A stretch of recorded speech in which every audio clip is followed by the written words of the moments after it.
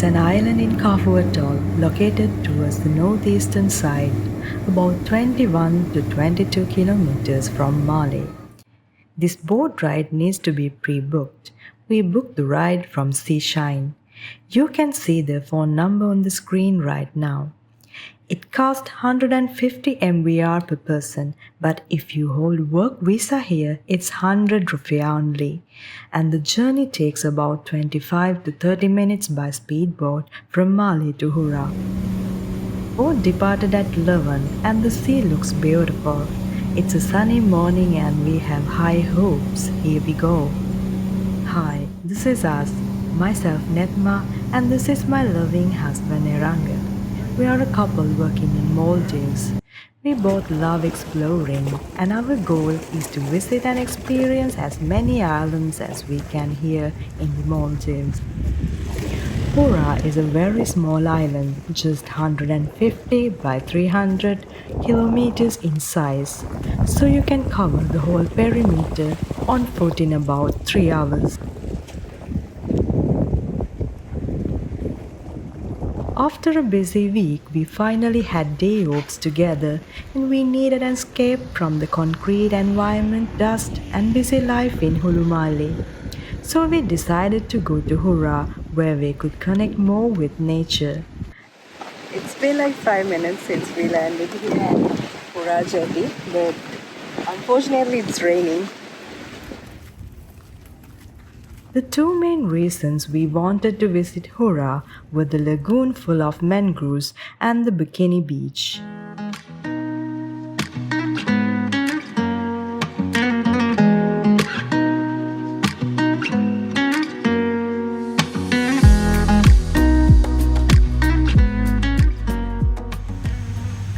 Our first stop was the Huraa Mangrove Nature Reserve, a protected area covering 5.34 hectares.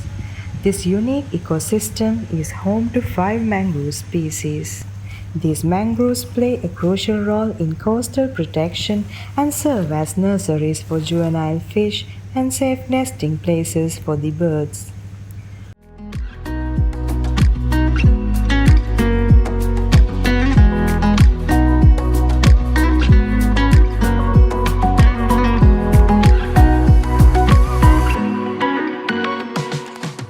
We are on the Korokandi Bridge in the lagoon. On one side there's the swamp and on the other side the open sea. Connecting the two land masses, this wooden Korokandi Bridge is a very scenic spot to be.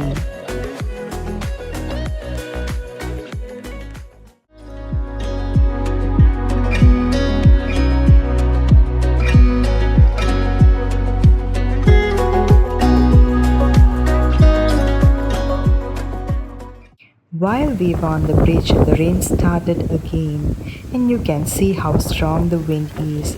The umbrella is turning inside out, and my husband is trying his best to handle it.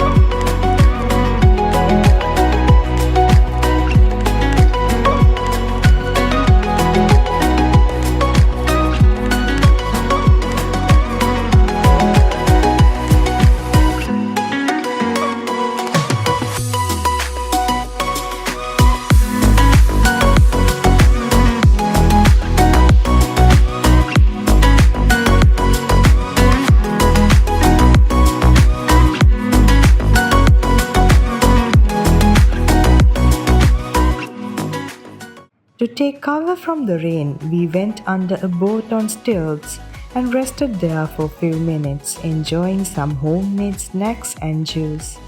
I highly recommend keeping some snacks and drinks with you.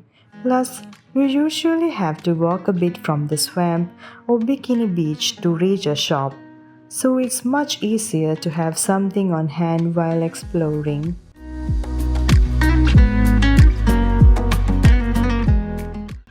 Last royal dynasty of Maldives were from Huraa, and today the island has a population of around 1,600 people, mainly working in fisheries. Now, tourism is slowly rising as local guest houses are opening up. After the rain, we took a walk around the swamp. There are nice benches and swings along the shores where you can sit, rest, and take photos. You can even go kayaking or canoeing here as there are places that rent boats for this purpose. As you can see, the environment is very calm and not so crowded. This is a typical Huraa Island day in July. The Maldives has two main seasons, the dry season from November to April and the wet monsoon season from May to October. July falls in the middle of the wet season, so there are occasional showers and it's generally considered the off-season.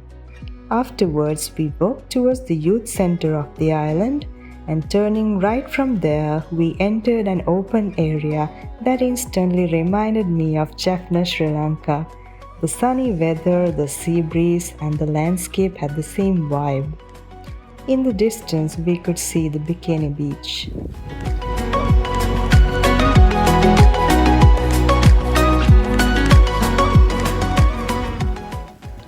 Today, the beach was very calm and peaceful.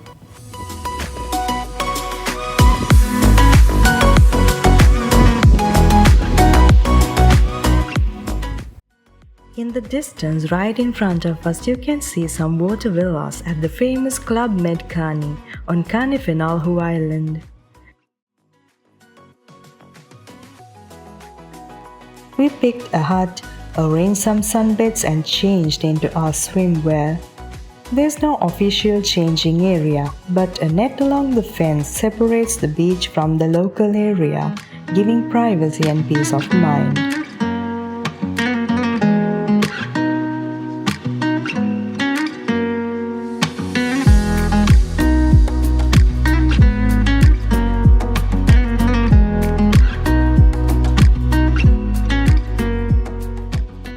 We also spotted several seaplanes probably carrying tourists to nearby resorts.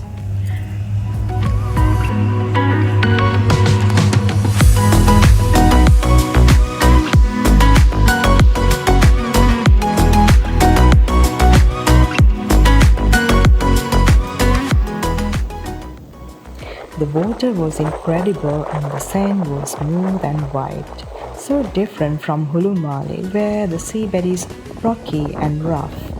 We spent our time bathing, floating and just enjoying the sun.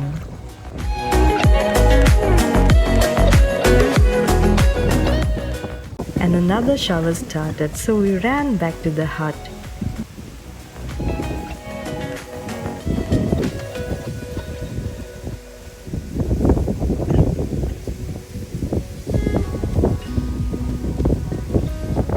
But soon the sun came out and we were back in the water enjoying the beach.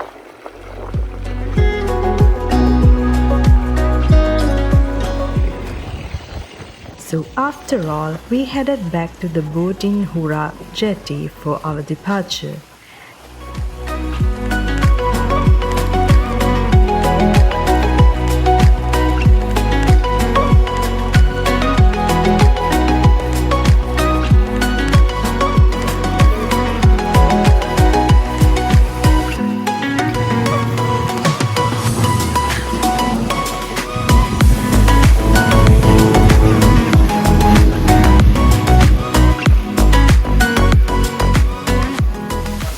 And once again it was windy and the rain started.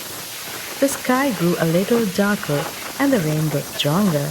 We went to the shade under a nearby restaurant, but we were still getting wet. And the kind people at Daru Baru restaurant called us in, asked us to sit and made us feel warm and welcome inside.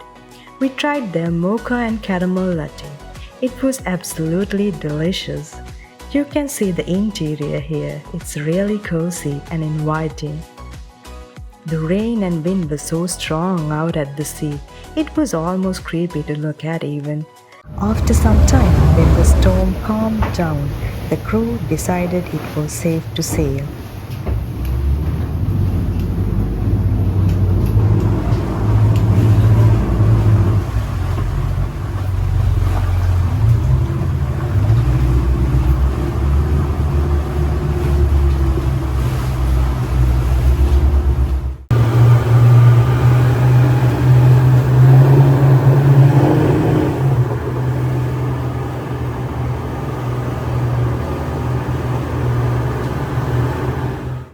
Even then, just a few kilometers out, the rain became very rough again. It was dark and the waves were huge. For me, it was really scary. The boat kept going up and down, and I kept falling back on my seat. My husband, who has worked here for a long time, seemed confident, but for me, it was a completely new experience. I had never seen the sea this rough, so naturally I was more than a little scared.